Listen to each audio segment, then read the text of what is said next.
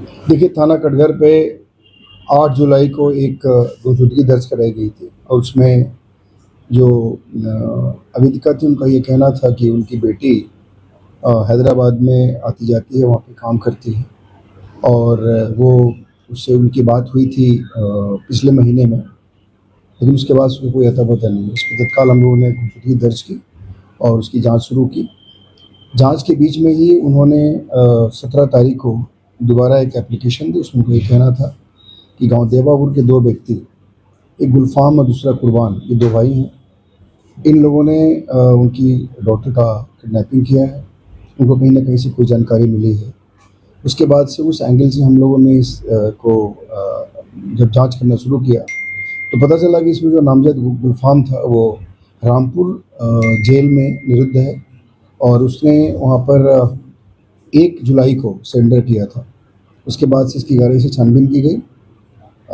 उसके बाद जाकर के उससे वहाँ उसका बयान लिया गया। बयान में उसने इस बात को एक्सेप्ट किया कि उसने जो आवेदिका की बेटी थी, उसको उसने 29 जून को, जब वो दिल्ली से आ रही थी, उसके बाद उनसे मिला और उसके बाद उसने उनकी हत्या कर दी है और हत्या करके कहीं डेड बॉडी को छिपा दिया है। इसके बाद हम लोगों ने यहाँ पे धारा तरमीम की और धारा तरमीम करने के बाद इसको हम लोगों ने तरमीम करने के बाद उसको यहाँ पे उसका जो रिमांड स्वीकृत कराया गया स्थानीय न्यायालय में और उसके बाद से अभी हम लोगों ने कल पीसीआर के लिए अप्लाई किया है और पीसीआर के बाद उसको जो पूरी घटनाक्रम है उसके बारे में और प्लस जो चीज़ें इस पूरे घटनाक्रम में प्रयोग हुई हैं, उसके बाद उसको हम लोग रिकवर करेंगे। इसमें अग्रिम बयान देखिए, उसके बारे में इसका ये कहना है कि इसने कहीं रुड़की में डेड बॉडी को डिस्पोज़ किया है। उसमें कोई कैनाल वगैरह है, वहाँ पे फेंक दिया था। उसके बारे में हम लोग छानबीन कर रहे हैं। अभी इससे पूछताछ हुई है। आज जब पीसीआर पे मिल जाएगा, उसके बाद से हम लोग उसकी और गहराई से छानबीन करेंगे।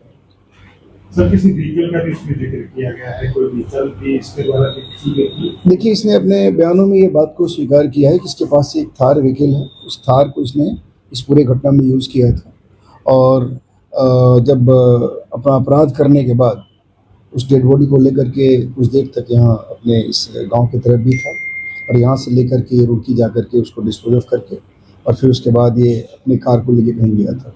ये सारी बातें इसने बताई है। अब हम लोग इसको पीसीआर पे ले रहे हैं और उसके बाद सारी घटनाक्रम की जो चेन है वो इस्टैब्लिश होगी और उसके बाद से जो इसमें रिकवरीज़ हैं, वो रिकवरीज़ की जाएगी।